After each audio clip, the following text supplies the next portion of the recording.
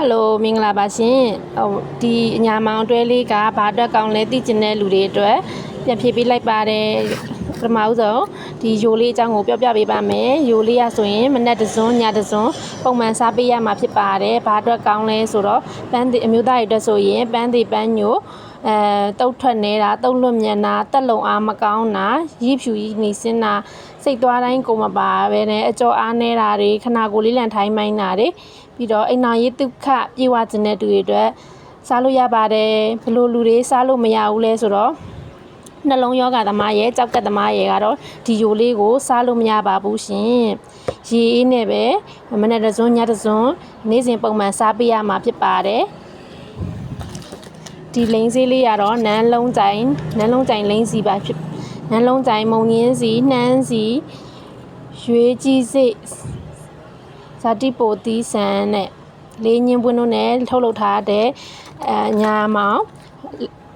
လိန်စီလေးဖြစ်ပါတယ်သူကပန်းလန်းမှုအကျဉ်းများစေတယ်အချိန်ကြာလန်းစေတယ်တက်မစေတယ်အမျိုးသားတွေအတွက်စမ်းဆောင်ရေးပြေဝစေပါတယ်အကျော်အားတန်ပါတယ်ဒီကောင်ကတော့မတည့်တဲ့သူတော့လုံးဝမရှိပါဘူးရှင်ဒါပေမဲ့ဒီလိန်စီလေးကနန်းလုံးကြိုင်ပါတဲ့အတွက်အနည်းငယ်တော့ထွားနိုင်ပါတယ်ကြီးစေးရှည်စေးလုံးဝမဟုတ်ပါဘူးရှင်အဲ့ဒါလေးကိုဒီဗီဒီယိုလေးနဲ့တခြားလေးဖြည့်ပေးလိုက်တာပါခင်လေးရဲ့ဆိုင်ကဘယ်နားမှာလဲဆိုတော့မိထီလာမျိုးရဲ့လေချောင်းသိပ်ပံအနီးကျောင်းချမ်းကုန်းရက်ကွက်မန္တလေးလက်မကြီးရဲ့ဘေးမှာရှိတဲ့ဩဇာစီးဆိုင်ဖြစ်ပါတယ်ရှင်ဆက်သွယ်မှာယူလိုပါကဘိုင်ဘာနံပါတ်ခွင့်ရှင်9ခွ48ခွန်ကိုဆက်သွယ်မှာယူလို့ရပါတယ်အိမ်တော်ရေးတက်ခမပြေဘူး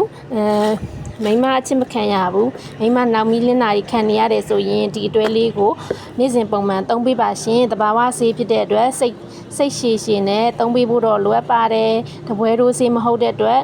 ချက်ချင်းထိရောက်တာမျိုးတော့မဟုတ်ပါဘူးရှင်အဲ့ဒါတွေကိုအမှတ်မှားနေမှာဆိုလို့ပြောပြတာပါကျေးဇူးပါရှင်